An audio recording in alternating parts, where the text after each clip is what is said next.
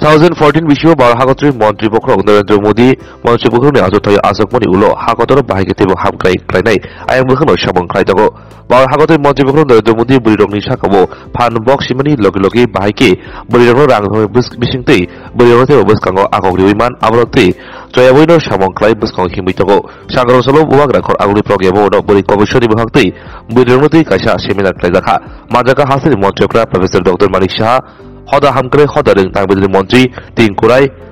बरि कमिशननि चेयरपारसन जर्ना देवन मखबै कुबुनि आदंराव जाति कतार मुसंगै आसालि पान्दा एबा सेमिना तेलसौरिका मन्त्री अग्रा खुबै जत माजांनाय नारबाय रक একটা আছে যেটা আমি বললাম যে বিভিন্ন প্রাণী যাদের পালক হয় সেই বিষয়ে মুখ্যমন্ত্রী উন্নত গোধন প্রকল্প আমরা করেছি। তাছাড়া পশু পালকদের বাৎসরিক ৬,০০০ টাকা করে আর্থিক সাহায্য দেওয়া হবে রাজ্য আমাদের স্টেট ফান্ড থেকে স্টেট থেকে। তো সেইভাবে আমরা চেষ্টা করছি। আপনারা সবাই জানেন যে Tripura state policy for empowerment of women 2022-এ আমরা রূপায়ণ করেছি এবং আমাদের ত্রিপুরাতেও কিন্তু বিভিন্ন যে চাকরির ক্ষেত্র মহিলাদের 33% আমরা অনেক আগেই কিন্তু ঘোষণা দিয়েছি। মাননীয় হোম মিনিস্টার উনি নিজে এসেছেন, তখন উনি এসে এটা উদ্বোধন করেছিলেন। তো আমরা ওয়ান স্টপ সেন্টার গঠন করেছি, মুখ্যমন্ত্রী মাতৃ পুষ্টি প্রকল্প আমরা করেছি, আমরা দীনদয়াল অন্তর্দয় যোজনা ন্যাশনাল রুরাল লাইভলিহুড মিশনে অনেক, যেটা আমি বললাম, অনেক কাজ আমরা করছি। এসএইচজি গ্রুপ আগে মাত্র 4,000-এর মতো ছিল ত্রিপুরাতে এবং এখন আমাদের কাছে প্রায় 56,479টা গ্রুপ আছে এবং তাতে করে প্রায় 5 লক্ষ মহিলা এর মধ্যে যুক্ত হয়েছে। রাজ্যে একটু আগে এই বিষয়টা বলা হয়েছে, আমি কিছুদিন আগে পাসিং আউট ক্যারিয়ারে আমি গিয়েছিলাম টিএফে। 137 জন মহিলা সেখানে এবার ওরা ওখানে পাসিং আউট ক্যারিয়ারে ছিল এবং আমার বলতে দ্বিধা নেই, আমি পুরুষদের তুলনায় ওদের যে প্যারেড আমি দেখলাম এত সুন্দর এবং এইবার ওদেরকে পুরস্কৃত করা হয়েছে। তো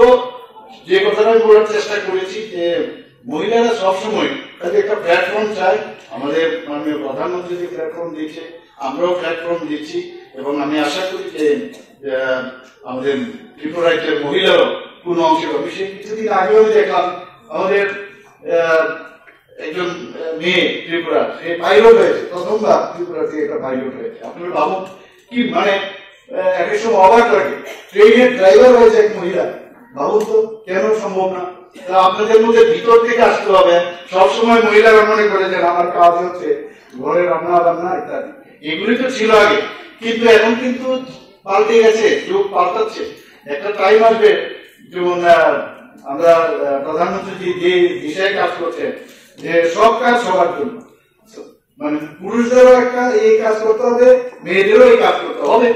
তো সেই বিষয়ে আমরা মাননীয় প্রধানমন্ত্রী যে কাজ করছে আমরাও কাজ করছি। আপনারা নিশ্চয়ই জানেন যে ডাউরি নিয়ে একটা বিরাট সমস্যা, তো যে কারণে আমরা 8টা যে ডিস্ট্রিক্ট আছে সেখানে যারা ডেপুটি কালেক্টর আছে তাদের ডিস্ট্রিক্ট ডাউরি প্রভিশন অফিসার হিসাবে আমাদের তাদেরকে আমরা বলেছি সেখানে যাতে কাজ করে এবং যারা মহকুমা শাসকরা আছেন ডাউরি প্রভিশন অফিসার সেই হিসাবে ওনাদেরকে আমরা নিযুক্তি দিয়েছি। বিবাহ সংক্রান্ত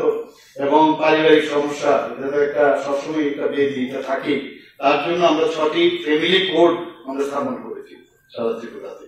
আর এই বিষয়ে এখানে বলা হয়েছে যারা মেয়েদের যাতে তাদের যখন জমি জমা কিনতে হবে বা বাড়িঘর কিনবে, মহিলাদের নামে কিনলে